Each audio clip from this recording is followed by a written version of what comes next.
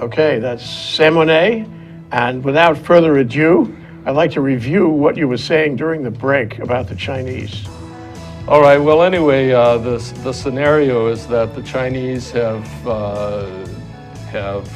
penetrated our grid and the Pentagon, our military, Air Force, and everybody else, our big companies, and they have all of this data, and they have all these Trojans that are ready to go off, and they're ready to pull the trigger.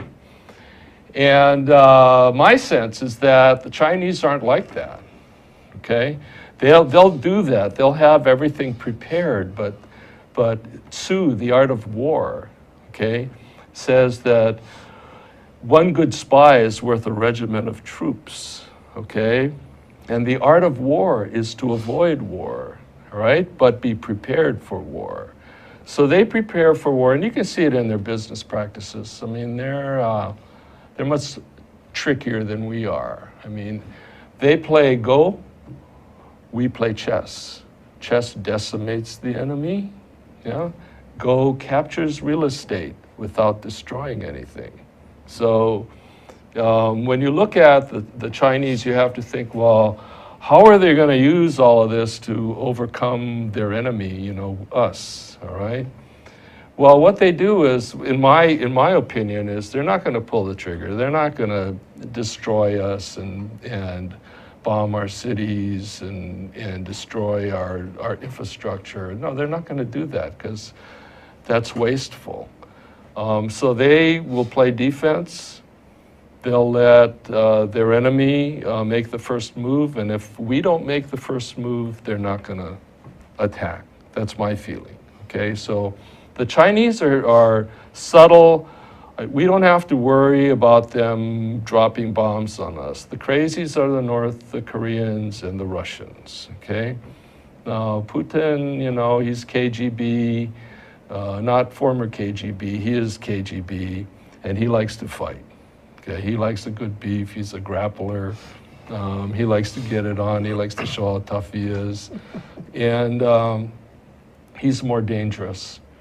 But as I was saying to you, one of the problems with our ICBMs is that, okay, these guys have been sitting in silos for a long time, and we've upgraded their software and everything else.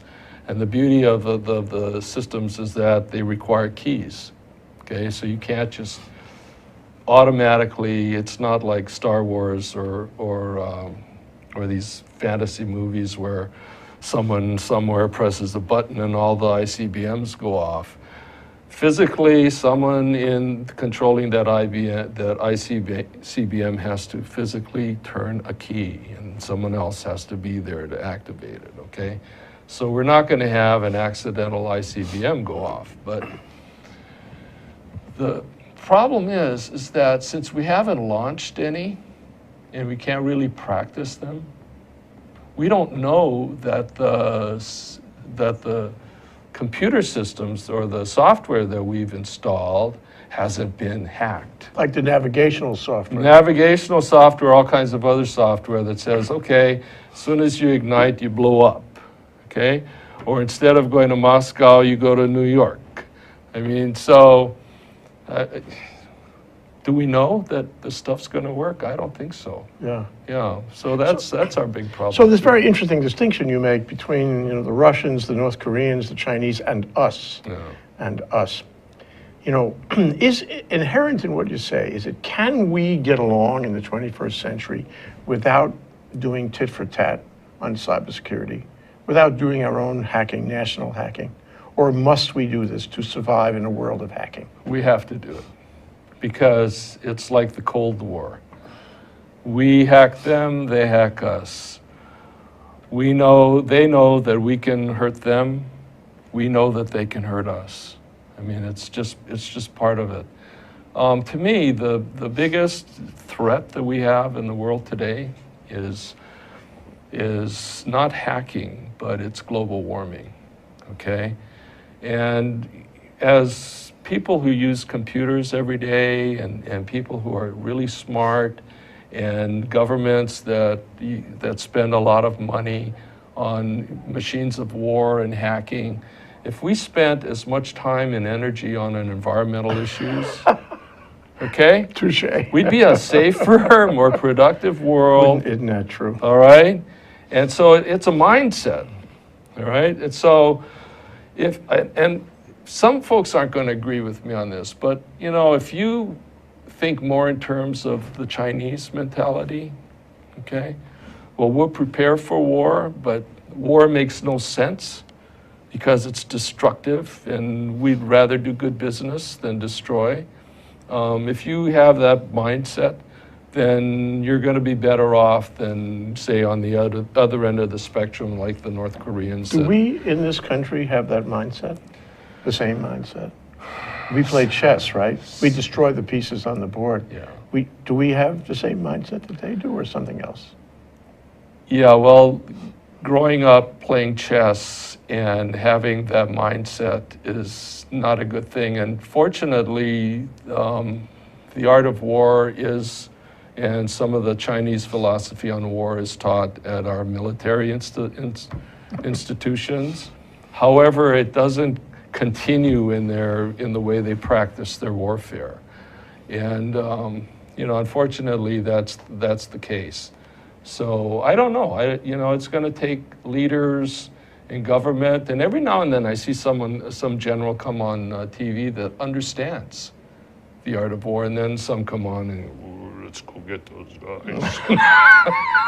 Yeah, and really, and it's just so clear which one is right. Yeah. But let me ask you this, going to the title question, you know, should we trust the government? No. You keep saying that. Should we, you know, we need the government to do what it does. But, and I refer directly to the Apple versus FBI matter, which is actually in congressional hearings in the right House now, right yeah. now in Washington today. Where do you stand on that? Do you think that, you know, the government is justified in asking Apple? Do you think Apple should follow the court order? What are the considerations, at least for you? A backdoor destroys Apple's whole security system. Is this a backdoor? Yeah, it is a backdoor. My understanding, you can correct me, is there's a loop in there, and it says when you're going through 10 times with a bad password, we'll destroy everything on the phone. Right. You can't get in. Apple says, or rather the FBI says, change the loop. Change it from 10 to 10 trillion.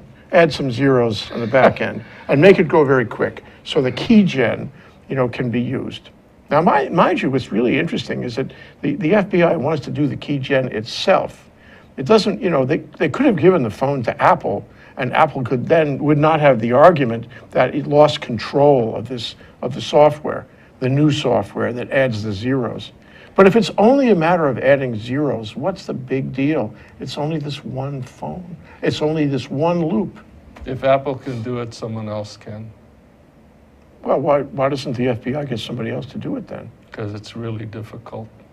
They got to get the code and find the loop. That's all. Apple's security system in the iPhone is one of the best there is. But we're not touching encryption. Yeah. We're not touching encryption. We're only saying you can put in a lot of passwords before it will destroy the data. I don't like the approach that the government's using, okay? And the federal court yesterday struck down their argument about the 220-year-old law that, you know, that the government the was All Writs relying Act. on. Yeah, so right now, I think that the FBI's argument of simply putting a few extra million zeros into the software, I'm not sure that they can do that. You know code. I'm Yeah. sure you write code. I'm not very good. Well, but I our write cyber nerds, code. yeah, okay. So yeah. So Apple has the code that was compiled into the Yeah. Apple operating system. In that and they can look at it. We can't look at it because it was compiled, right? It's invisible to the naked eye. It's all, you know, jumbled up. But if I have the code and I find the do while loop and I add lots of zeros to that, and then I recompile it, what's the risk that somebody... That's a good argument, but I'm not sure that that it's possible. I'm not sure. Okay. Yeah. That's something that they're going to have to argue, and we'll see how it shakes out. But so far as the government compelling this company to do that, I don't think that's a good case for government. Let's go back. We're talking about 9/11, and what it did to the American psyche and how we view the world and all of the things that we felt were part of being American and some of our freedoms and this and that. Prior to 9/11, I could drive my car up to the airline, Those are the good old days. Bags, jump out, run to the. There was no security at all at the run in airport. there. Zero.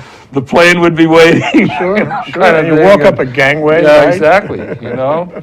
And so everything changed after that. We all became afraid that 30,000 guys in pickup trucks would be coming over here and invading us, and I'm not sure that's going to happen. I think that if we have any invasion, it's going to be over the web. It's going to be a cyber invasion.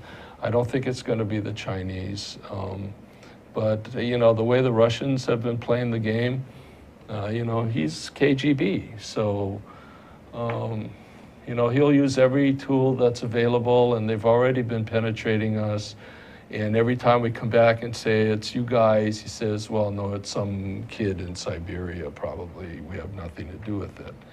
And so I really think that that's where the problem's going to lie. Here's one thing, too. I mean, most of our aircraft, our advanced aircraft, is fly-by-wire, GPS and computer, Well, my understanding is that the Israelis are not employing that technology in their jet fighters, okay? So that in case, as the Iranians have claimed, they'll shoot out the eye of the Cyclops, okay? They'll take a rocket and take out our GPS satellites over the Middle East and blind us, all right? So let's say they do that as part of their first strike or their first defense. Let's say they do that as a defensive action. Well, I'm told that the Israeli pilots will be able to get where they're going and come home with a handheld compass. Okay, all right. So they're prepared for that. So clever, honestly. They're prepared for that. And as a former pilot, I've flown by the seat of my pants sometimes, and it can be fun and it can be done. So, back to the good old days. Yeah, good old days flying. We're out of time, actually. Okay. I'm sorry, because All there's right. much more to discuss, more slides. You'll have to come back. But let me ask you one last question. Sure. Before you were the managing partner of Plug and Play Energy Systems, and while you were a pilot. Well, I had my own little airplane. Okay. Yeah. So where did you get your grounding, so to speak, in cybersecurity? Our cyber nerds in our company, one of my partners is also a write software, and he's really good. And we talk a lot, and I've dealt with hackers. I've battled with hackers. I've used software that came off the dark web, and it's the school of hard knocks. Yeah, sure. Yeah. And it's that kid in Starbucks with the laptop working on the internet wireless in Starbucks who could do anything you want anywhere in the world. Yeah. That's what's really interesting. Yeah. Well, thank you so much, Sam. You're welcome. Pleasure being here. Aloha.